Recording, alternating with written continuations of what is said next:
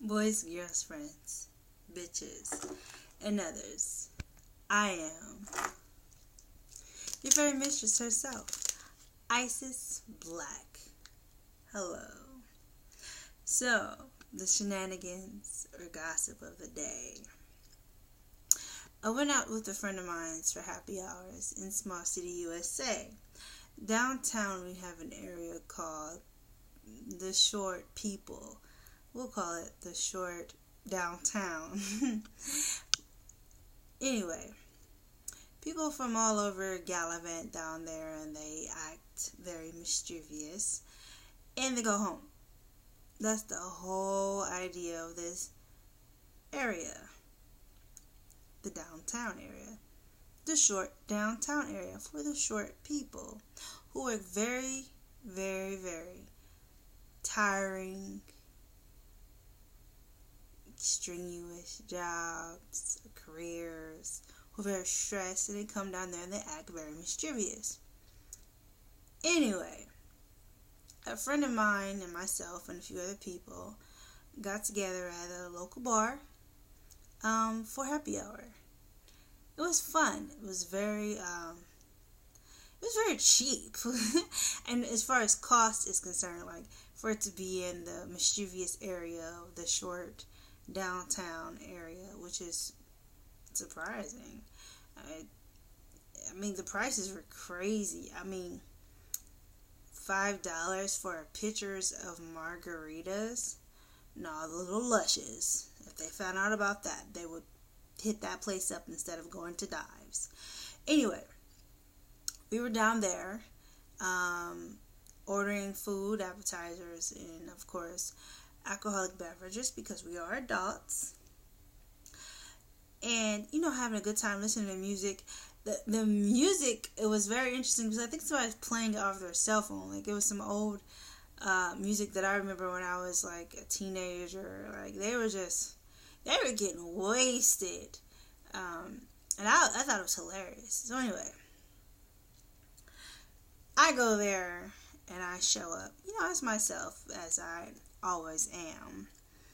And to some amusement, for some, I guess maybe I was erotic. People were taking pictures with me. I thought it was hilarious, so I let them tickle their fancies. I really didn't care, but I did enjoy my food. The service was very nice. Again, for the type of stuff that we've gotten, I've definitely paid more at more questionable locations with worse service. So I was very happy with the atmosphere, service, and the food that I was given. The chef came out and spoke to myself and my table, and it was wonderful. Along the way, I tend to attract some very animated people. I'll talk to whomever. I'll talk to a fucking rock if it talks back. So, with that being said, I'm very approachable. If you ever meet me in person, do not be afraid to say hello, because chances are, depending on the circumstances, I may say hello to you first, especially if you're staring. So, again, I attract very animated people. So, two gentlemen come in. The one gentleman, I noticed his shirt before I actually really noticed him. And I dropped my camera. Anyway, I noticed the one gentleman before I actually noticed his shirt.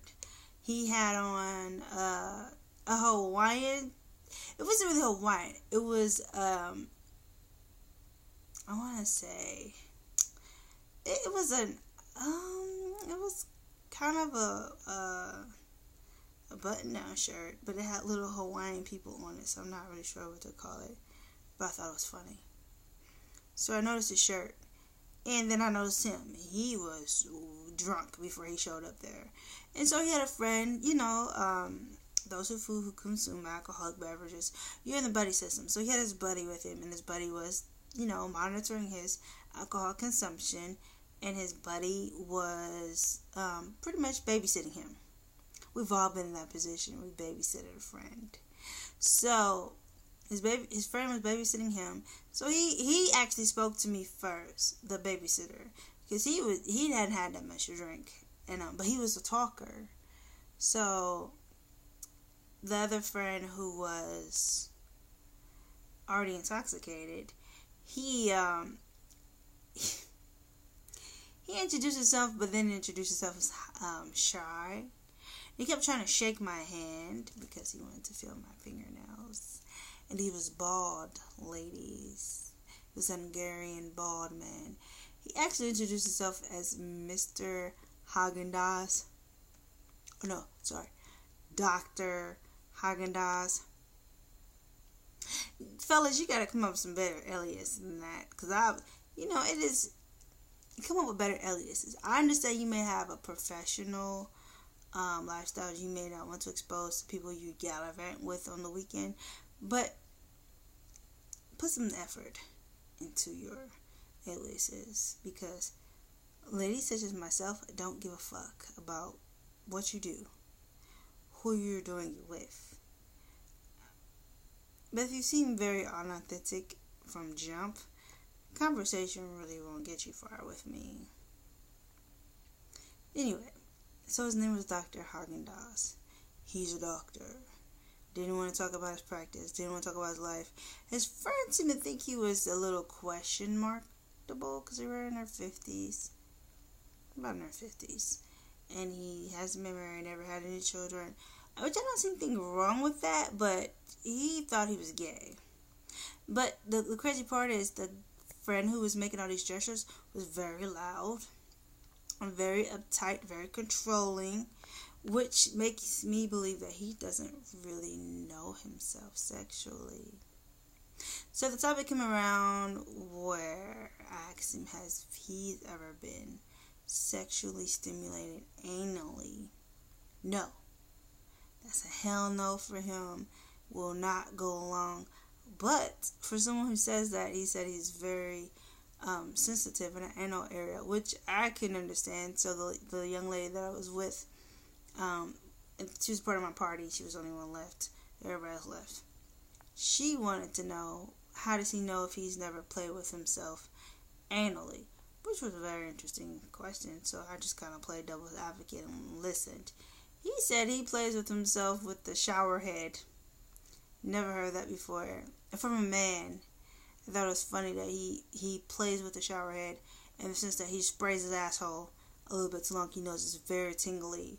And of course, he was married. His wife, he doesn't know if she's interested in stuff like that, but he's not interested in stuff like that. So he says, I think he's uptight, and I think he needs to explore his personal sexuality a little bit more, know where his boundaries are, so that he can enjoy himself, because he comes off as Mr. Rogers. He's very uptight, very white collar-esque, literally speaking, as far as his attire and even his personality. Even though he's loud or very, I don't want to say easygoing, but he's very bubbly, for lack of a better phrase right now.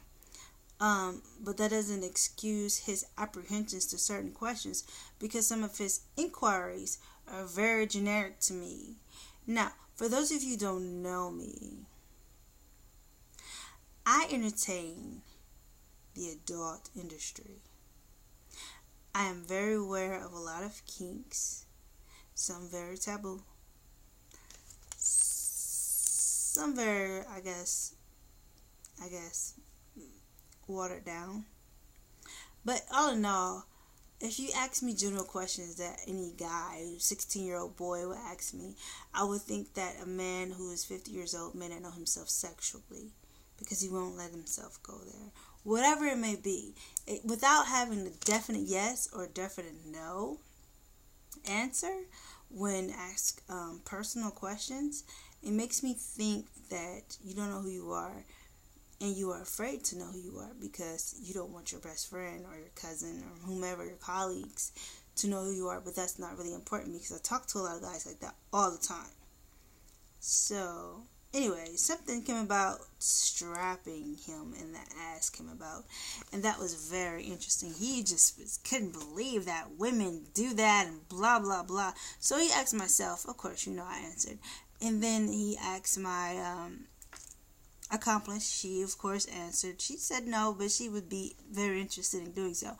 But then we asked the bartender, a very neutral person in the conversation, and she said she would definitely do it, but for her it would have to be someone she's actually in a long-term committed relationship with, which I definitely understood.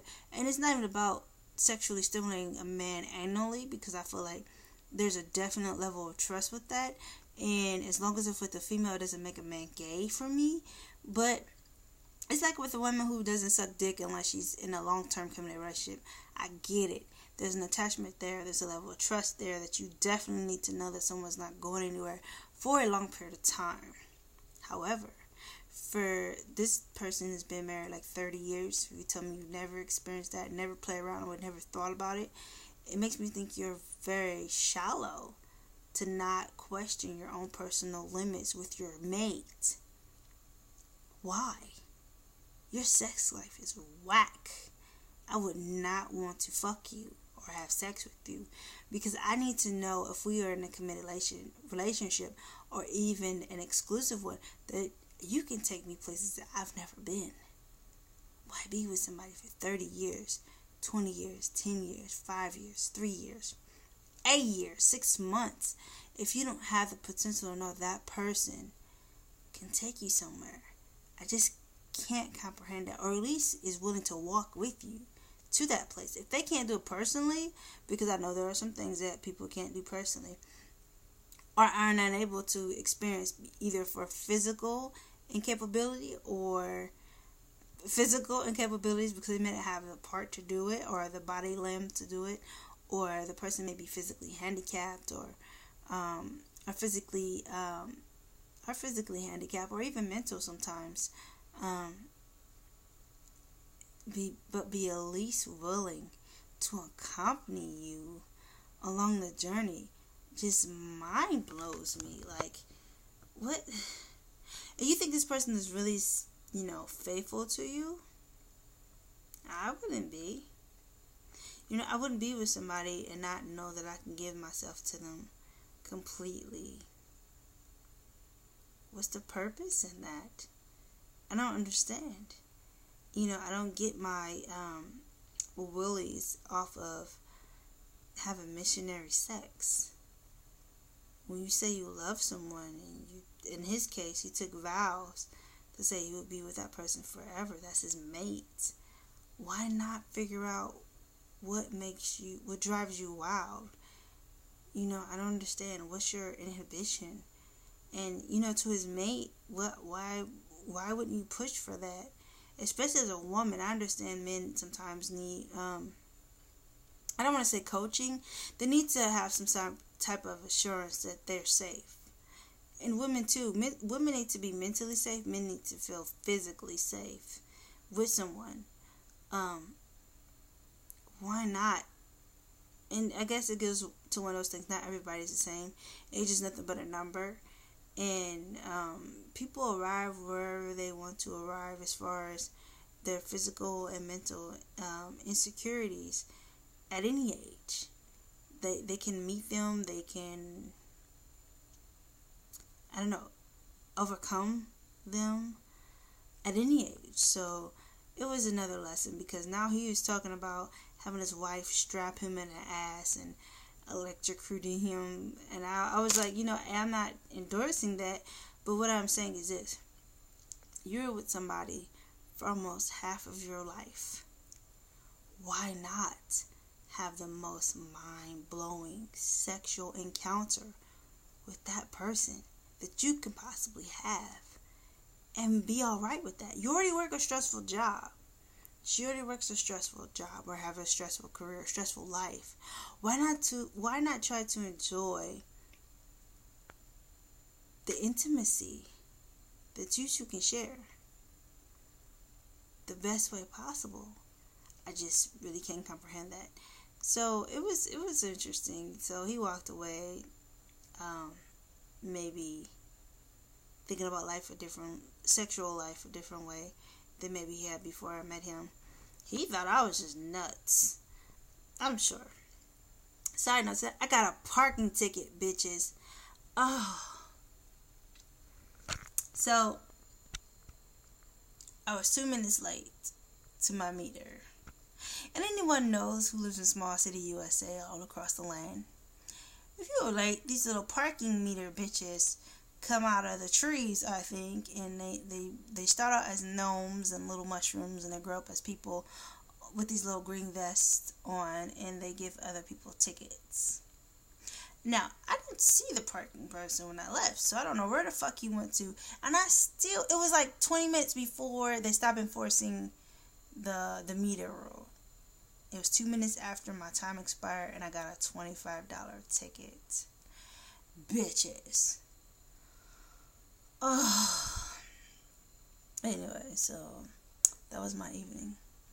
You have questions? One more thing. So, I've been eating these Magnum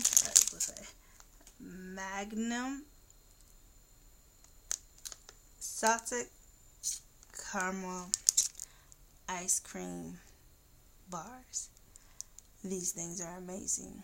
The problem is that I somehow missed a piece of the ice cream bar and it got on my trousers. And now I have white chocolate on my trousers. I'm not sure if it's going to come out. So my dry cleaning bill may have to go to someone. I don't know. But if you ladies, if you go out a lot and you spend a long time with your girlfriends, this gum will save your life. It will stop you from feeling like an ass when people are talking to you and you don't want to talk. Just chew gum. With that being said, bitches, questions, comments, Google Plus me, Twitter me, @IsisBlack. Until then, see you later. Bye.